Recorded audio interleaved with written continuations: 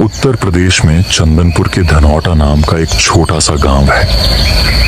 यहाँ बहुत कम लोग रहते हैं। सब लोग एक दूसरों के कामों में एक दूसरे का हाथ बटाते हैं। जब खेतों की कटाई का समय होता है तो सब लोग मिलकर बारी बारी से सबका काम करवाते हैं। गांव में मिट्टी के घर बहुत ज्यादा हैं। सिर्फ गिने चुने ही मकान कुछ पक्के हैं। यहाँ की सड़कें भी मिट्टी की ही बनी है। गांव में लाइट कम ही रहा करती है। अक्सर रात के समय लाइट चली जाया करती है। लोग दीपक बत्ती जलाकर ही अपना काम चलाते हैं। अब अप्रैल का महीना लगभग खत्म होने को है। अब गांव के लोग अपना बिस्तर घर के बाहर ही लगाने लगे हैं। लाइट चले जाने पर गांव के लोग अक्सर इकट्ठा बैठकर एक दूसरे से बातें करते हुए अपने किस्से कहानी बताया करते हैं। आज शाम को फिर से गांव की लाइट चली गई है। गांव के 3 लोग गांव के बड़े पेड़ के नीचे बैठकर आपस में बातें कर रहे थे। ये तो रोज का नाटक शुरू हो गया। शाम होते ही बत्ती गुल हो जाती है, रोज रोज। हाँ, एकदम सही बात कही। लेकिन ये क्या, दिनेश चाचा तो आए नहीं अभी तक। दिनेश चाचा से शाम को कहानी सुने बिना कोई मजा ही नहीं आता। अरे क्या बोल रहे हो, वो कोई कहानी नहीं, सब सच्ची घटनाएं हैं। हाँ, बिल्कुल सही कहा। अरे छोड़ो यार, मुझे तो नहीं लगता वो जो सुनाते हैं कोई सच्ची घटनाएं हैं। इस दुनिया में आंखों के सामने जो दिखता है उसके बाहर भी बहुत कुछ होता है। ये शायद विश्वास नहीं करता, इसीलिए ये सब कह रहा है। क्यों, पिछली बार की बात याद नहीं? वो जो दिनेश चाचा बता रहे थे, किसी वनपुरवा नाम की जगह पर एक कुएं में एक पिशाच रहता था। तीनों ऐसे बातें कर रहे थे, तब एक बुजुर्ग आदमी वहां आ पहुंचता है। अरे वो देखो, दिनेश चाचा आ गए। क्या हाल है, कैसे हो सब? बैठिए बैठिए, आपकी बातें कर रहे थे हम। तो सोच रहे थे आज शायद नहीं आओगे आप। नहीं आता तो हमारे गपशप जमते नहीं। मैं तुम लोगों से उम्र में बड़ा हो सकता हूँ, लेकिन तुम्हारे जैसे जवान लड़कों के साथ बैठकर गपशप करने में मजा ही अलग है। उन बूढ़ों के साथ बैठकर दूसरों की बुराई करना मुझे बिल्कुल नहीं भाता। तो दिनेश चाचा, आज आपके जीवन की कौन सी घटना सुनाओगे? दिनेश चाचा, आज ना अपनी आंखों से देखा कोई भूत का किस्सा सुनाओ। चलो, आज मैं तुम्हें अपने जीवन में हुई एक घटना के बारे में बताता हूँ। ये उन समय की बात है जब मैं जवान हुआ करता था। बारिश का समय था। शाम को मैं अपने मित्र रहीम के घर पर उससे मिलने जा रहा था। रास्ते में जोरदार बारिश होने लगी। मुझे उम्मीद नहीं थी कि इतनी जोरदार बारिश होने लगेगी। बारिश बहुत तेज थी। मेरे पैरों के नीचे की मिट्टी बहुत गीली हो चुकी थी। मैंने एक दूसरे पत्थर वाले रास्ते से आगे बढ़ने का सोचा, लेकिन वह वाला रास्ता जंगल से होकर गुजरता था और इस गीली मिट्टी वाले रास्ते से रहीम के घर तक नहीं पहुंचा जा सकता था। तो मैंने पत्थर वाले रास्ते से ही चलना ठीक समझा। मैंने आगे बढ़ना शुरू किया। तभी सामने मुझे एक पुराना टूटा हुआ घर दिखाई दिया और मैं बारिश से बचने के लिए उस झोपड़ी के नीचे आकर खड़ा हो गया। बारिश बहुत तेज हो चुकी थी। बादल बहुत जोरों से गरज रहे थे। अचानक कहीं से एक आदमी बारिश में भीगते हुए इस झोपड़ी के पास आ गया।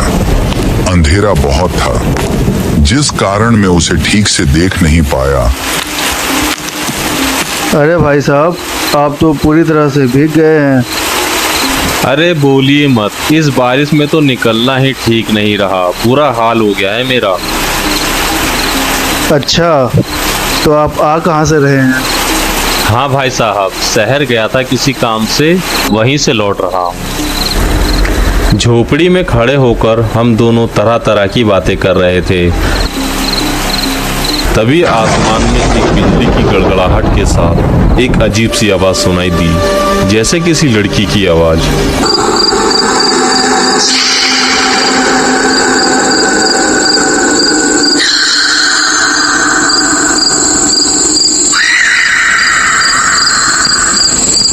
पहले तो लगा कि यह मन का वहम होगा, लेकिन नहीं। लगातार बारिश की आवाज़ के साथ वो आवाज़ पूरे मैदान में गूंजती हुई महसूस हो रही थी।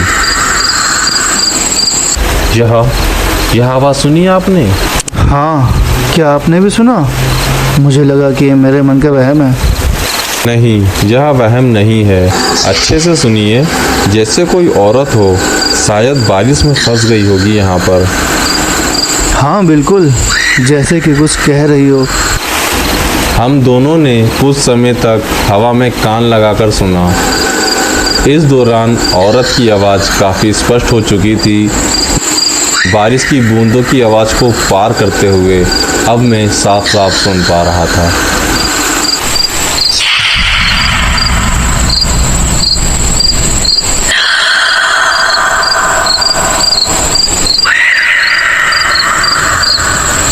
घुमर घुमर कर चलती बादल, आकाश में शोर करती बादल, रात पर गरजी बादल, कोई न बच कर जाने पाए, जोर जोर से बरसों बादल, कनखोर कटा के गाने बादल।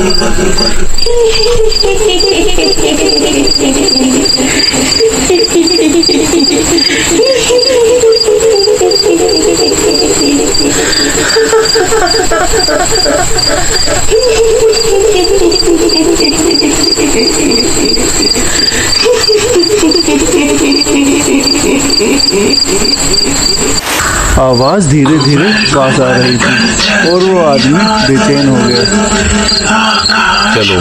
चलो एक बार चल के देखते हैं, शायद वो खतरे में हो सकती है।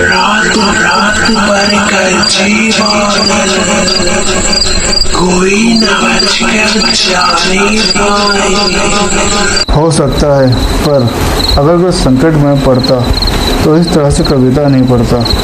मुझे तो यह मामला ठीक नहीं लग रहा है। ऐसे डर पैदा करने वाली आवाज़ में कोई कविता नहीं पढ़ता। अरे चलिए ना, चलकर देखते हैं। लड़की शायद बांस के झाड़ में अटक गई होगी। बारिश भी तो कम हो चुकी है। मगर इस अंधेरे में कोई खतरा हो गया तो? अरे क्या ही होगा, जाकर देखते हैं ना।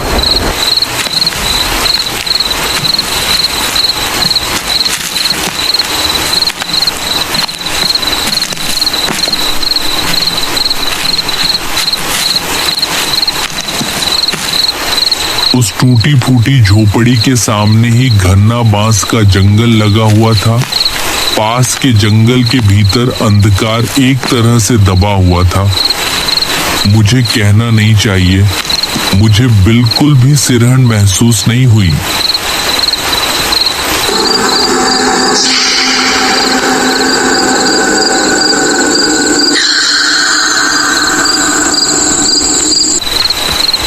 देखिए, उधर से आ रही है ये आवाज। पास की ओर ध्यान देकर मैंने धीरे धीरे कदम बढ़ाना शुरू किया। बारिश की बूंदें तेज धार वाले चाकू की तरह लग रही थीं।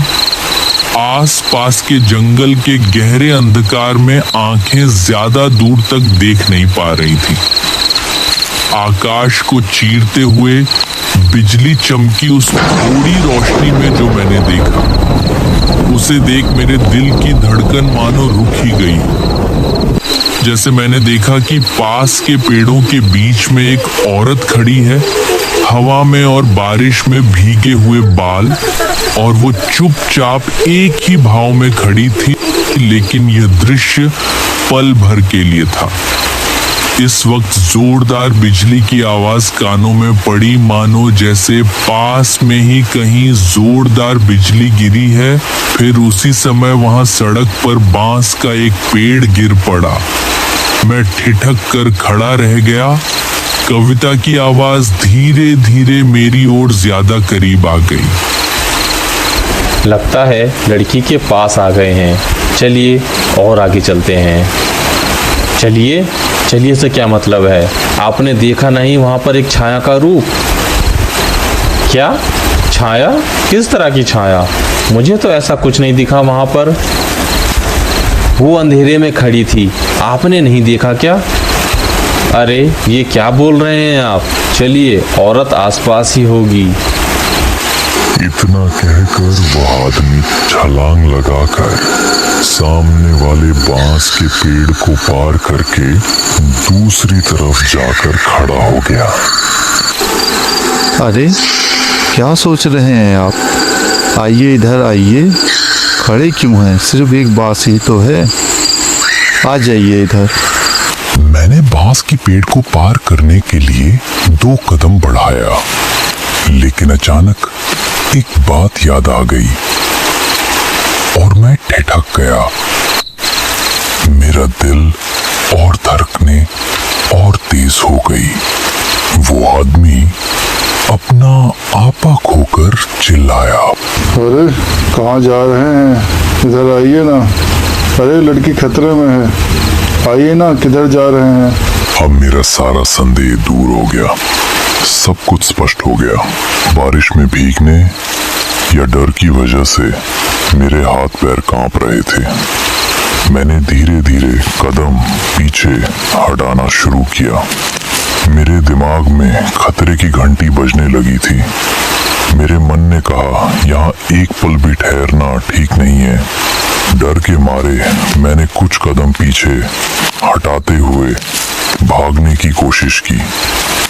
तभी अचानक आकाश में बिजली चमकी। मैंने देखा वो आदमी टूटा हुआ बांस के पेड़ पर बैठा हुआ है।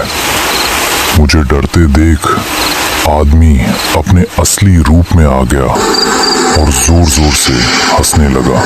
तुम शायद विश्वास नहीं करोगे, लेकिन ये मैंने अपनी आंखों से देखा और मैं उसके भयानक हंसी के धक्के से मैं कांप रहा था और उसकी आवाज से वही गुनगुनाने की आवाज आ रही थी। अजीब तरीके से वही पुरानी कविता गा रहा था। कुंवर कुंवर कर चलती बादल, आकाश में करती बादल, रात रात पर करती बादल, कोई न बच कर जाने पाए, जोर जोर से बरसों बादल, कनकोर कटाने गाने बादल।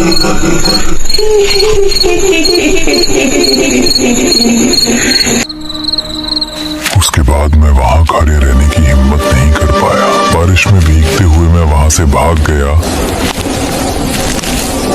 अगर उस रात को मैं थोड़ा और देर करता तो मैं आज यहाँ बैठकर तुम्हें ये कहानी नहीं सुना रहा हूँ।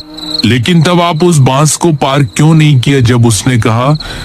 अरे बेटा, तुम नहीं जानते क्या, रात में बांस के जुड़मुट के बीच अगर रास्ते पे कोई बांस गिरा हो तो उसे पार नहीं करना चाहिए। रात के समय बांस के झुरमुट में रहना बिल्कुल भी अच्छा नहीं होता। बांस के जंगलों में रात के समय क्या होता है जानते हो? बांस के पेड़ का भूत रास्ते में बांस को फेंक कर राहगीर को संकेत देते हैं। अगर कोई गलती से उस बांस को कोई पार कर ले तो बस फिर सब खत्म। पूरी रात बांस के जंगल में घूमते हुए मर जाएगा, लेकिन लौट नहीं सकेगा। बांस के पेड़ का भूत उसे हमेशा के लिए इस बांस के जंगल में बांध लेगा। हाँ चाचा, आपकी बात नहीं भूलूंगा मैं कभी भी। ये था मेरी जिंदगी से जुड़ा हुआ एक असली भूत का किस्सा। अब चलो घर चलते हैं, रात काफी हो गई है।